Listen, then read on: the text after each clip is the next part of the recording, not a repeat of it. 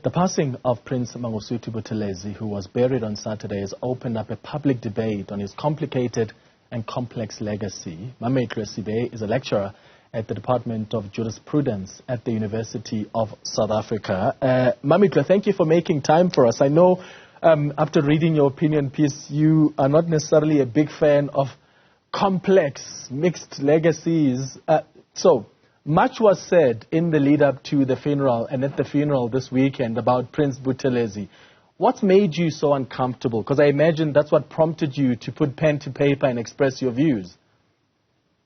It's two things. There are two streams of deceptions about the legacy of Buthelezi. The first one is a whole myth of a mixed and complex legacy, which basically diverts us with irrelevant things about his family life, about his, all of these things that have nothing to do with his political legacy. And we're saying Buthelezi was a political figure, and that was what the debate about him during his life and discussion during his death should be about, and nothing else, right?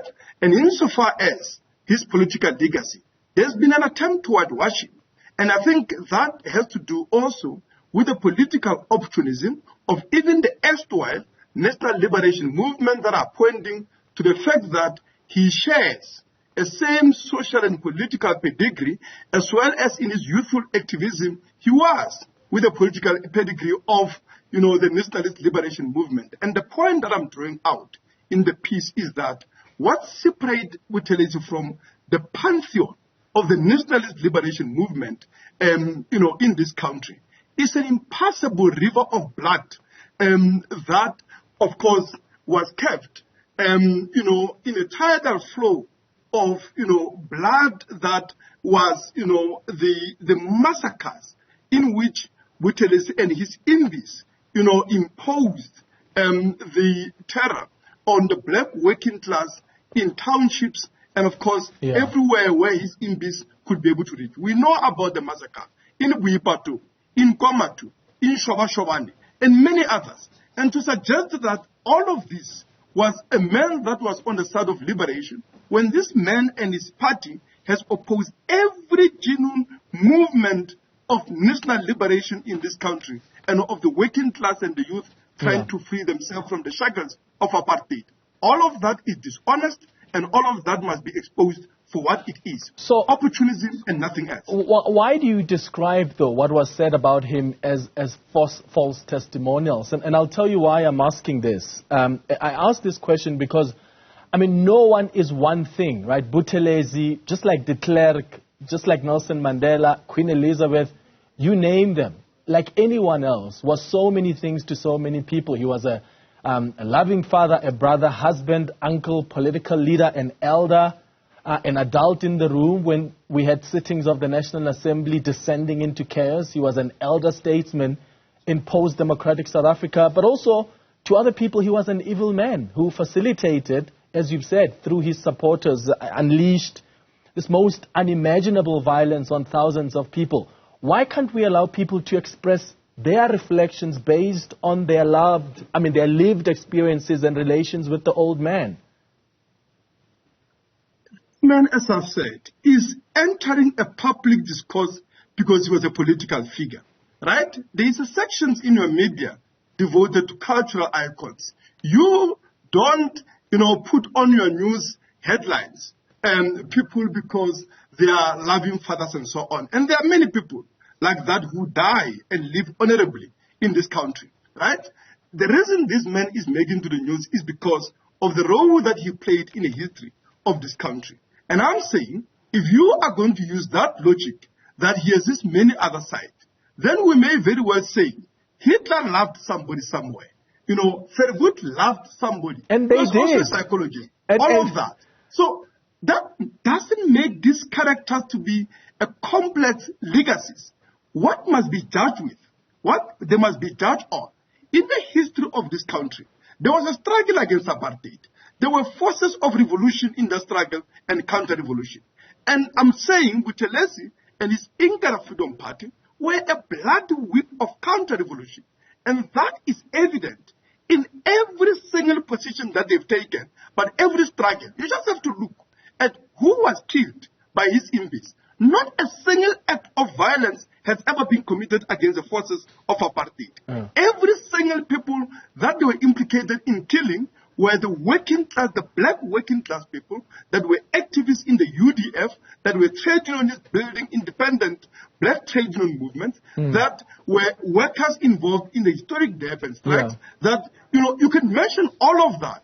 And you have to see who this man was he killing, who were his friends, who trained, who funded, who oversaw the operations of his hit squad, and to tell who his friends were, on which side did he fought, both here, but also internationally. And what you are saying will be supported by historical facts. But what I'm saying is, you can't force people to remember him the way you do, to suspend their own experience of him because yours matters more. And don't get me wrong, I'm not saying he was a holy man without blemishes. I'm saying accept that there are people who were pained and traumatized by this man's supporters, who feel he himself engineered the brutal attacks against them. But equally so, there are people whose lives and lived experiences of the man are different. So how do we try and let each other know about our experiences of him if we are suppressing one side and only wanting the other one to be allowed to be ventilated? You say when he comes on the screens he's a political figure. To you and I, to his family, that's not what he is. To the Zulu nation, that's not just what he is. But look, I have no point in rejoicing, at the pain of his family and so on and so on, right? Much as I never rejoice, in the loss of, or pain of any person who has suffered a loss of family member. The issue here is locating Buthelezi as an historical figure who shaped the history of this country. And I'm saying he shaped it in a way that is not consistent with the narrative that is being promoted.